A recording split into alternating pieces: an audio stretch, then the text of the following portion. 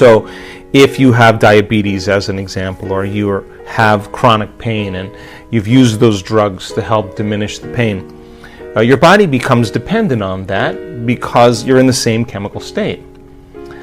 So then as you begin to do the work and you begin to change the neurocircuitry, the neurochemistry, the hormones, the energy, and even your genetic expression, as you start changing that, the body goes into flux. There's a reorganization that takes place for a period of time because now you're no longer in the same neurochemical state.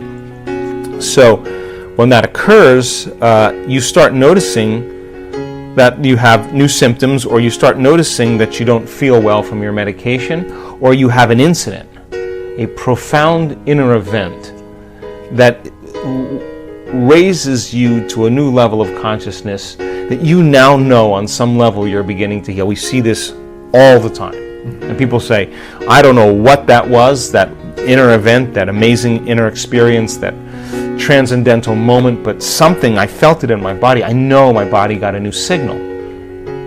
So now the body's starting to reorganize, right? So when they start to occur, this is where feedback is important. Go to the doctor, and I always say every 3 months. If you're doing the work consistently, look at the measurements. Look at what your measurements are. And when you're finishing your meditation and you lay down, and let's just say your normal blood value should be 100 and you're at 500. And so then when you lay down and you surrender, you just hold 400 in your mind and just let the divine get a good look at that and just surrender it and say, this is my new value. And people start getting super creative in the process. They start to move the needle. So many people do that, and the doctor says, look, I don't know what you're doing, but I think we should diminish the dosage or cut the dosage in half because we've had some really significant changes. I don't know what you're doing, but don't stop doing it because it's working. So I'm more concerned with a methodical, practical approach, step by step, for a person to make their way. Now, the moment the body moves out of the past, the moment we begin to interact with the field, the moment there's a biological upgrade, the moment now the person is conditioning their body emotionally to the future and rewiring their brain, and they're moving into a new state of being, when they start noticing a change in their symptoms as well, that's an important feedback mechanism. Like, hey, my pain's gone. Hey, I'm sleeping through the night. Hey, that sore that I've had on my hand that's been there for 3 months is gone. Hey, I'm seeing better. Like, I'm seeing better, or I'm hearing better. Then when you get that kind of physiological change, that's just not staying the same every day, because chemistry just kind of keeps us the same. Chronic conditions, treating with chemistry, is keeping us regulated into the same state. So the person is regulating new states. They're self-regulating. And over time, their body starts reorganizing and changing. It makes sense then that if you do that on a regular basis and you start noticing changes in your body, your most immediate feedback, hey, I ate that food and I didn't have any of this or any of that.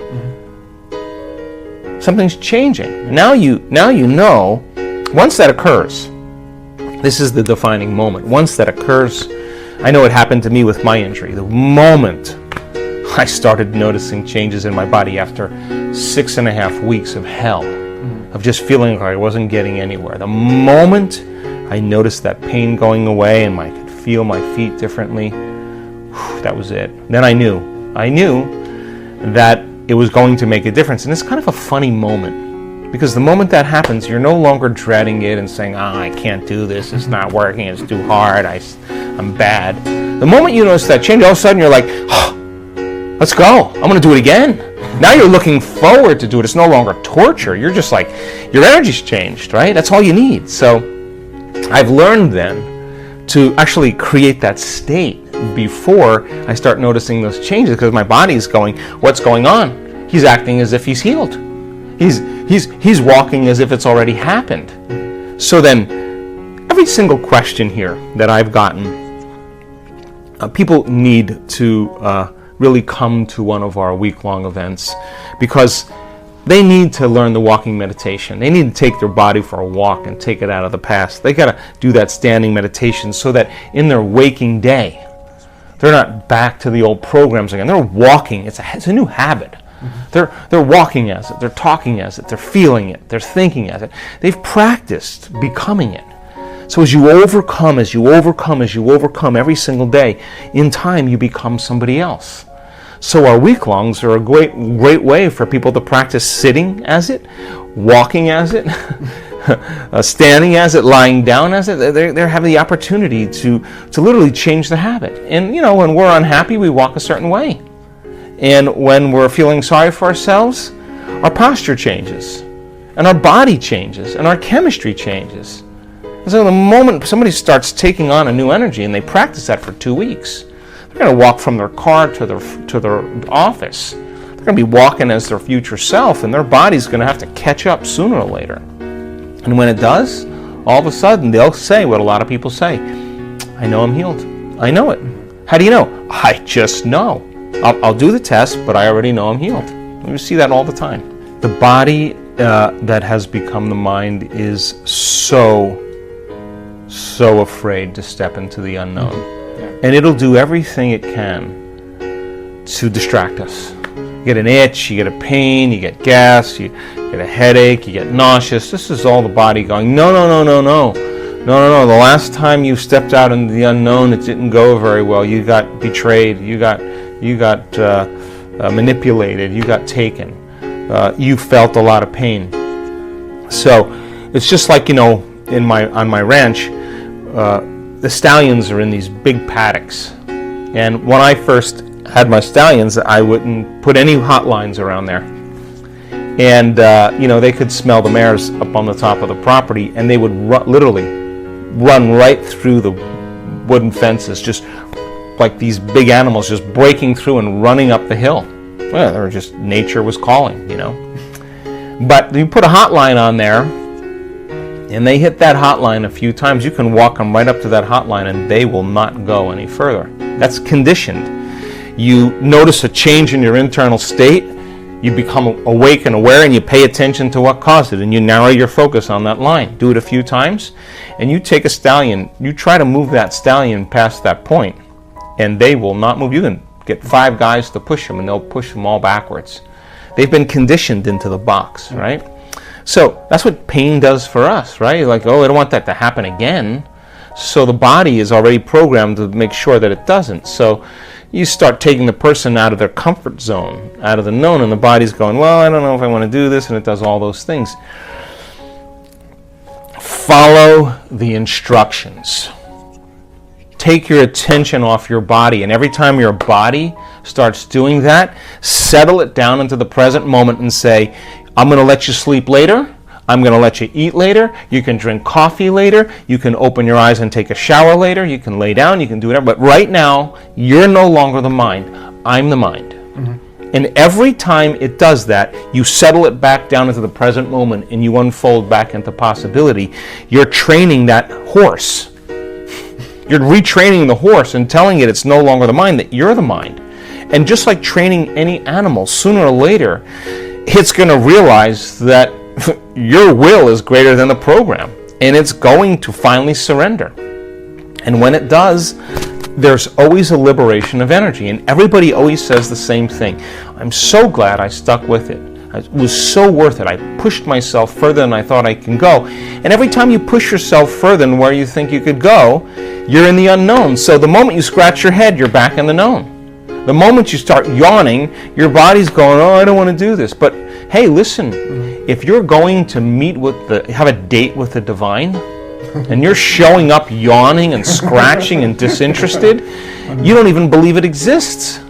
If you knew that divine was a loving intelligence, and that it is the very fabric of everything material, and that it's been present the whole entire time, and you got to meet it with the same energy. Your mind has to match its mind. Your love for life has to match its love for life. Your will has to match its will. And when you do, and you eclipse with that intelligence, you won't be yawning. You won't be itching. You will be stunned by its magnificence. So many people just, they go at it kind of half speed, and they go at it like, I don't want to do this, or I'm tired, or that's the body-mind talking as they go into it unconsciously. But if you knew that you could create something new by changing your energy, and that you could connect to this intelligence that's real, what would you bring to the date? You'd be on time. You would be present. You would be engaged. You would bring your best. You wouldn't let anybody or anything distract you, just like your date with a lover. You wouldn't miss that date for anything. You would move mountains to make sure that you had time for that person. Well, we're talking about the prima materia here. I mean, if you're showing up that way, then there's a program that you're already thinking that it doesn't exist subconsciously, or that you can't arrive at, or it's too hard, or it takes too much work, or whatever people do when they resign.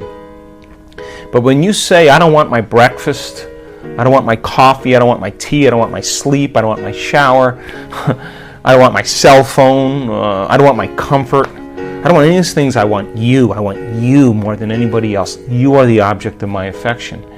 And you bring your best. I mean, think about this. People step into the altar of the divine, and they complain all the time. Like, they beg for things. I mean, do you want a relationship? Think about it. Do you want to be in a relationship with someone who's asking for things, for you to do things all the time for them? They're needing things all the time, that they're begging, that they're... Sooner or later, you're just going to be like, I don't have time for this, because you're not connecting first, right? So connect with that intelligence and understand that you have to match it in its presence, and that you have to make a commitment when you sit down. You're going to sit up like a noble being, that you are going to disconnect from everyone or anything, and you're saying, this is my time. I'm investing my time and attention into the divine. I'm putting my attention on the unknown, and I want to see feedback in my life to let me know that this intelligence is real. And I'm making time to emulate it, to become it, to connect with it. And no person, no thing, no experience, no place is going to take me from my attention to it. And now you're going to get an electrical signal, and your body's going to be like jumping on a horse and grabbing your legs and wrapping around and giving a little kick, like, let's ride. The horse knows the moment the rider gets on and grabs it and kicks it, like we ride, the horse knows that it's no longer the mind, that somebody else with a greater intelligence is now the mind. So many people have been conditioned into believing how powerless they are. They don't think that their thoughts make a difference, that their feelings make a difference, that their gestures go unseen. People or that they're ever seen. People have been conditioned that they don't matter, that they're powerless. That is absolutely not the truth. Sit up like a noble being.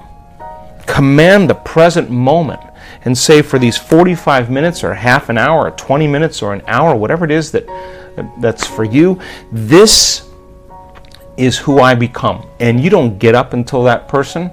Your body is going to sooner or later get very, very excited about connecting to it, because that feeling is going to be electric, and I can guarantee you won't be yawning or scratching or any of that stuff. You're going to leave that way behind. That's just the body, and it just needs a master to step in and say, this is my time and this is how we do it.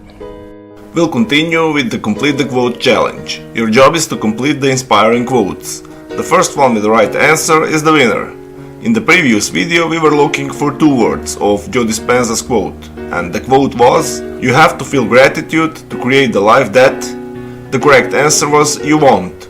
So you have to feel gratitude to create the life you want. Congratulations to everyone with the right answer. Many of you knew the right answer, but that's because you're familiar with Joe Dispenza and his teachings, which is great. That's why today's quote is also Joe Dispenza's, and I'm sure you will know the right answer. So the quote is missing for 2 words, and it goes like this. The quantum field responds not to what we want, it responds to who we, write your answers in the comments below the video. Even if you're not sure what the right answer is, try and guess. I will give you the right answer in my next video. So if you don't want to miss my new videos, subscribe and hit the bell button and you will get noted when the video is out. If you like this video, give your thumbs up and share it with your friends. If you really like what we do here and want to support us, you can join our channel and our community for a symbolic fee and gain many other additional features. You can do that by clicking the join button next to the subscribe button, or you can click on the link in the description of this video. Stay good and have a great day!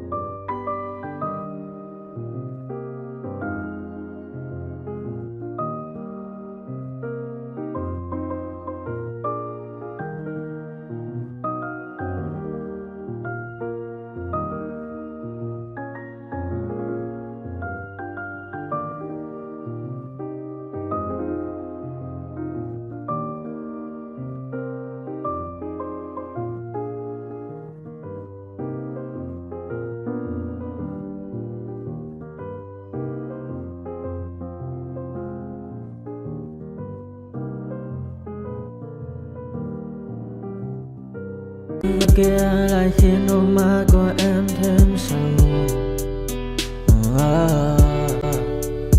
Vì sao em đi cần để lại lý trí, chẳng để lại anh khi nước mắt còn rơi. Vì giờ em đã vội quên đi bao câu hứa mình còn cho nhau, quên đi bao nỗi đau mình dành. Vì giờ em đã vội quên đi những lời hứa ngày nào. Vì dòng nước mắt em đã vội rơi, anh không thể bay anh cứ đến vào điên rồi. Anh như say đôi mắt môi, anh như chỉ còn muốn em bên cạnh như em phố xa rồi. Anh chỉ muốn em cạnh đấy thôi, không muốn em ở bên đời, chỉ muốn em anh bên người. Người đã gỡ bước đi xa trong cơn mưa chiều vội vã, người đã bước quên anh khi cơn mưa qua gần vội vã. Em đã quên rồi mà anh sau đây không mơ về, chẳng còn lại gì nhưng em bao nước mắt rơi. Em khiến con tim như trôi bay trong chiều thu đầy nắng, em khiến con tim như tan mưa trong chiều thu mát màng. Vì còn nhiều lắm những ngỡ màng, nhiều lắm những nỗi vội vàng, nhiều lắm những cơn mưa em mưa ta bây giờ đơn vang không mơ không bay đứng sang nhờ. Đừng bay em còn thơ đôi hồng bay anh còn người ta xưa ta chúng còn giữ nhau, chẳng để giữ lấy em khi cơn mưa về đến. Và chẳng cần nhau khi anh với em cùng một đêm trôi. Em ơi ta còn gì nữa đâu một cơn mưa ngày hôm qua, ta còn lại gì nữa đâu khi